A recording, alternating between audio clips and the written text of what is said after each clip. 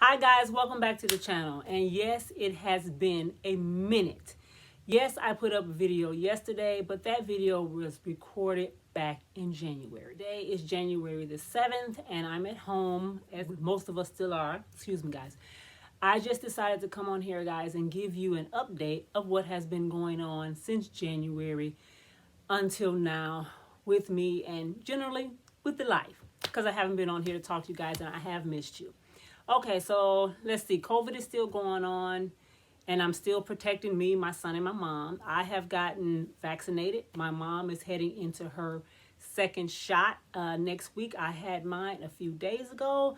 That's why I'm sounding a little winded now, because it laid me flat on my back. I'll share with that in just a minute. But what have I been doing with my hair? This that you're looking at right now is not off of the henna video that I just posted yesterday.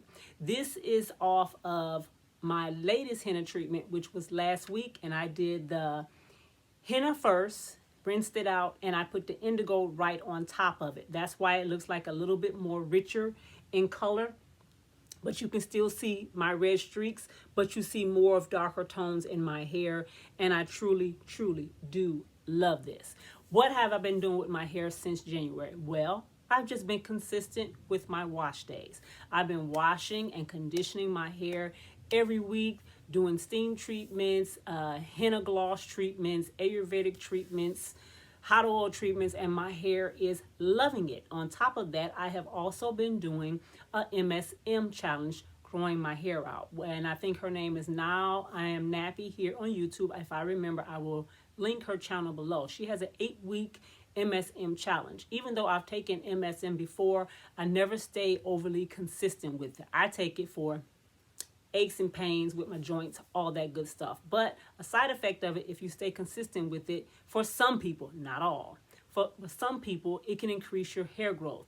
And it is increasing my hair growth. I'm not going to do a limb check right now or anything like that, guys. I have I guess I can say a standing video going. Whenever I rev air my hair out, I add a little bit more to that video just to see how my hair progresses over this year. If I'm able to retain any of my length, or is my hair just meant to stay right up around collarbone like it has been forever, as it seems to me, even when I was relaxed hair.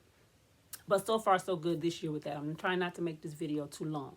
So I'm just going to go into the next step. That's all I've been doing with my hair, keeping it in Sealy twists or Sealy braids. I've been wearing a couple of headband wigs. If you guys would like to see that, let me know down below, and I'll show you some of those wigs that I have. I've been wearing my normal head wraps, my turbans, my beanie hats lined with satin, and just been rocking it that way with the twist underneath. And when I'm ready to wash my hair, or I want to see what my hair is looking like, I'll take it out for 1 or 2 days, and that's it. Today is my mother's birthday, March the 6th. I'm posting this on the 7th.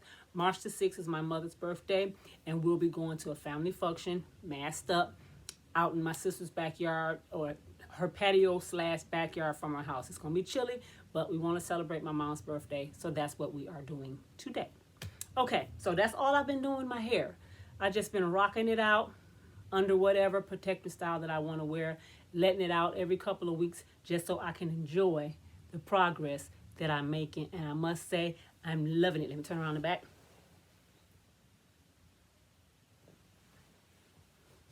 The actual fullness that I'm starting to see at my roots and just my hair in general is what my hair used to look like before menopause and before I lost my thyroid. Okay, so the next thing that has happened since I've been going, guys, I'm officially 49.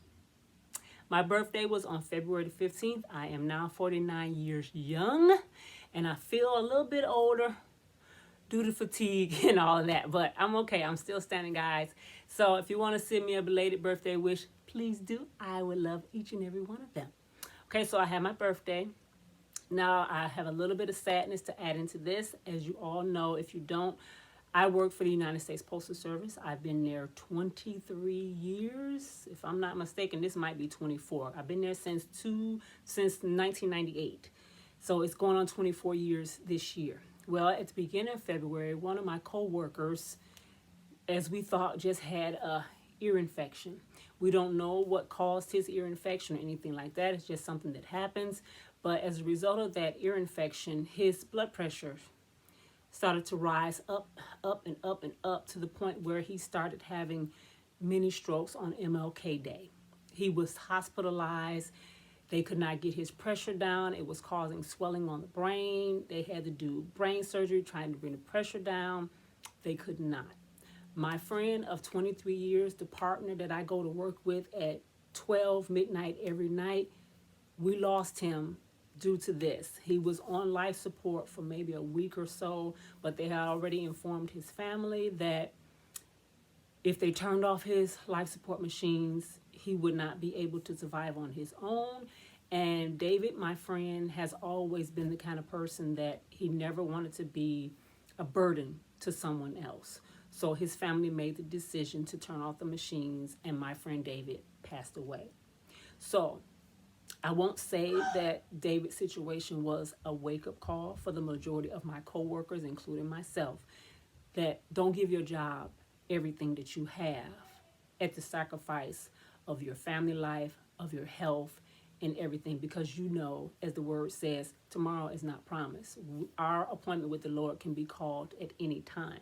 So needless to say, because of the loss of my friend David, who had the heart of gold to anybody he came around with, threw us all through a loop, and going to work now at midnight and him not meeting me in the parking lot or already being in the building when I get there is a little bit of an adjustment for me. So I have been dealing with depression, and I still am here and there. It's hard going to work from somebody that you've known since you started working that job and they are no longer there, that you were counting down to retirement with this person. He was eligible to leave in about 5 years. I'm eligible to leave in 7 or less.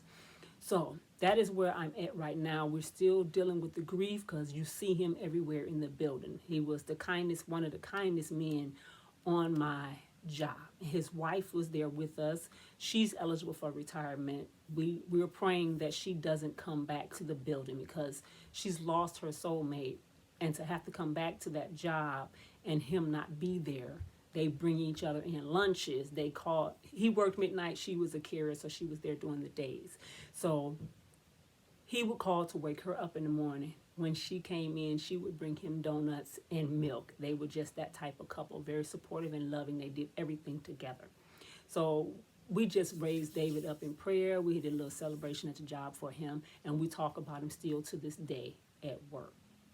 So that's where that situation was. So I have been backing off from recording because it was just too many things going on.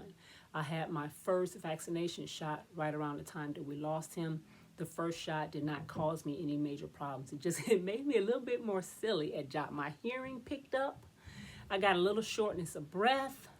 But all in all, I felt like I had a mild sinus cold, and one day later, it was gone. Didn't even have a pain in my arm or anything like that. However, on March the 3rd, just last week or a few days ago, I had my second dose. I had the Moderna shot. And when I first got it, seemed fine. They make you wait 20 minutes or so before you can leave your location. That shot hit me at about 6 p.m. Wednesday evening. I got it at 3. So 3 hours later, it was almost as if I had just ran a marathon and everything, and it laid me out flat. My arm started hurting to the point where I could not lift it up. It's still a little bit sore now, but it felt like it was dragging me down to the floor. I started getting extremely cold, and with menopause, I'm extremely hot all of the time. And that night, I was having a hard time breathing. I had no energy. I was freezing cold, 2 blankets on, 2 house coats on, electric blanket on me while I'm sleeping, and I was still cold. So needless to say, I called in for work, didn't go to work for a couple of days. One day of chills and cold and fever, massive headache. I thought it was coffee, so I had a cup of coffee. That wasn't it. The sinus pressure was so bad that it caused my teeth to start hurting. And also in your sleep, it can cause you to clench your jaw. Now I have what's called an underbite. That is where my bottom teeth come up above my top instead of an overbite. I've always had dental issues because of that. When I was in the service, they wanted to break my jaw. I said, no, I should have let them do it 20 years ago to fix that. But I always clench my teeth in my sleep, especially when I'm tired or I'm in some type of pain. I use a bite guard. But even with the bite guard, it caused so much discomfort up and around my jaw area that it caused toothaches on this side of my face that is still a little bit sensitive to cold or hot. It's going away now, but it was there through all of this, and it caused a shortness of breath, reminding me of when I had asthma when I was younger. If I tried to do too much running around or anything, that's what I had, and the headache. Aches and pains like I had in the middle of the Christmas rush again at the job. But today is the first day that I'm coming up out of it, and you probably picked up in my breath how short I'm getting as I'm talking. That's just the symptoms from the vaccine shot. But as they say, if you're going through these type of symptoms, that means the vaccine is doing what it should do in your body. I'm still grateful that I was eligible for the vaccine such further ahead in time. I am only 49, which means I'm not really, shouldn't have been at the top of the list. But because I'm a postal worker, I'm considered an essential worker. We had our own hotline number, and when our tier came up for us to be available for the vaccine, all we had to do was call, and they set up both of our appointments at that time. So that's how I got in. So guys, hang in there. If your time has not hit for your vaccination, or if you're not thinking about it, or you're straying away from it, I know some of the symptoms can make you feel a little bit scary, but having gone through these symptoms these last three and a half days, I think I would rather go through what I'm going through right now. If they are saying the actual COVID, being catching COVID is 10 times worse, take the shot. Take the shot to protect yourself and protect your family as much as you possibly can. My son is 9. He cannot get the shot. I have to leave this house day in, day out. So to protect him a little bit more, I took it. My mom is 82 today. Her second shot is coming on the 11th, which is this week coming up. I'll take off of work so that I'm at home with her, just in case as a senior citizen and it hits her, she's not going to be able to function. I could function a little bit on mine. I just couldn't go to work, but I can get around the house to do what I need to do. But a manual labor job was out of the question with all that going on. So do what you got to do to protect yourself and your family members, guys.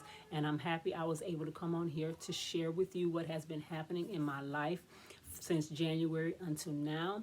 And I do have some videos in the query that I need to edit, and I can add them up on some Ayurvedic and some using some aloe vera, all that type of good stuff, guys. So if you enjoyed this video, I don't need a thumbs up. I just hope you are okay in your life and everything, and I'll see you in the next one. Be blessed, guys. Stay in prayer and just continue to pray for your loved ones and this entire world. In Jesus' name, I'm praying for all of you. Amen. Bye-bye, guys.